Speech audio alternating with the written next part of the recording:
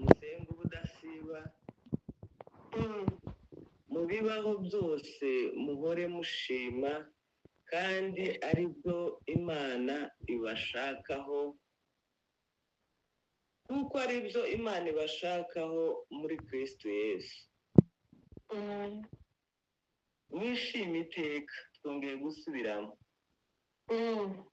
Musenge ubudasiba. Mu bibaho byose muhore mushima ngo kuko aribyo Imana ibashakaho muri Kristo Yesu.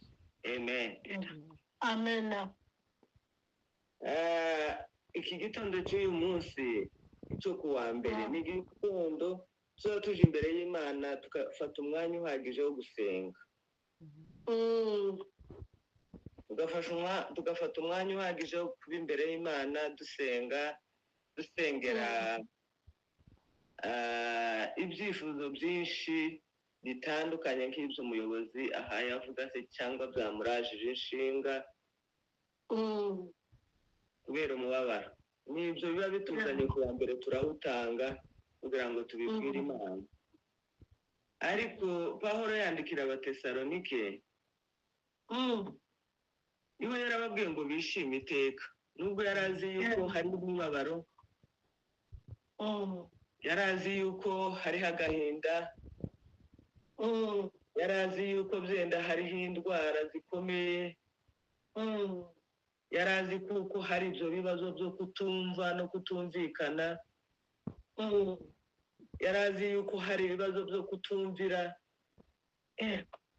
ariko ahita avuga ngo mwishime iteka. Ntabwo yirengagije yuko hari imibabaro, hari intambara, hari amakuba, ariko aravuga ngo muri ibyo byose, muri ibyo byose uko bisa n'uko bimeze mwishime iteka. Amen. Nta gihe yaduhaye cyo kutishima. Igihe cyose cyoba gisa gute kuri yo yaratubwiye ngo twishime. Hano ku 17 haravuga naho ngo dusenge ubudasiba. Nta konje yaduhaye, nta gihe yashizeho ngo uzasenge ngo nugeze iki gihe ngo uburuhutse, cyangwa ngo nuruha urambirwa uvuge ngo iki gihe nguhaye manda cyangwa nguhaye igihe cyo kuruhuka. Yaravuze ngo musenge ubudasiba. Yego. Haleluya. Amen. Amen. Musenge ubudasiba. Igihe noneho turimo cyo ni ugusenga tutisengesheje. Yego ni ukuri. Kuko igihe turimo ni igihe kigoye, ni igihe cy'intambara, ni igihe cy'amakuba, ni igihe cy'akaga, ni ibihe biruhije bya bindi Pawulo yandikiye Timoteyo ngo umenye yuko mu minsi y'imperuka hazaba ibihe birushye.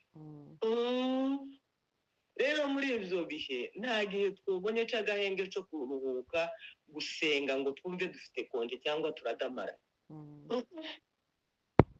Igihe abantu bari mu kurekura agakiza nicyo gihe barimo kwibwira ngo baradamaraye, bari mu bisubizo, barangiza ugasanga umuntu yaranyereye, yavuye mu byiza akava mu rugo, akava muri Edeni ye, akava mu byishimo.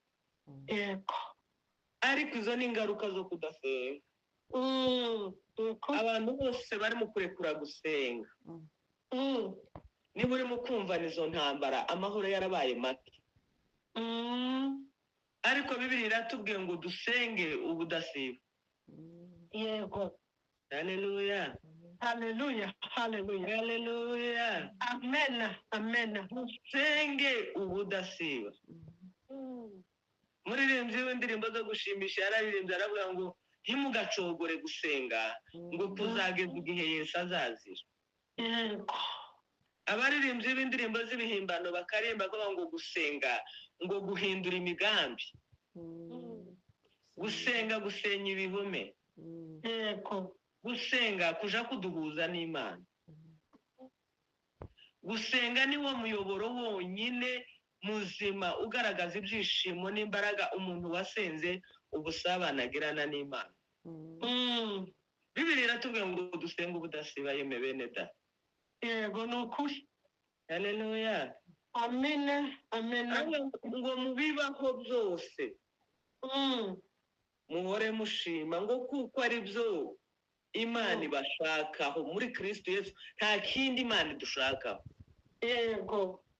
Ni ukwishima iteka, waba waburaye, waba wariye, waba wabuze ibyo ukunda, wahuye n'intambara zitari zimwe muri iyi si duhaye duhura nazo, ariko twishime.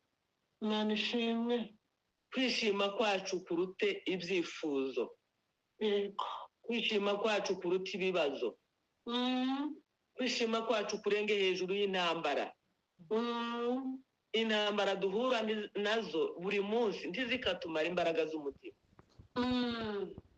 Twishime iteka, dusenge ubudasiba. Yego. Mu bibaho byose ngo duhore dushima kuko ari byo Imana idushakaho. Iyo niyo nyungu idufiteho. Titwirare, tiduhuge, titurangare, titugira ubuke, twumve yuko tugomba guhaguruka tugasenga ubudasiba. Yego. Imana ibaha umugisha kubwira ijambo ry'urufunguzo, kugira ngo dufate umwanya uhagije wo kuba imbere y'amaso y'Imana.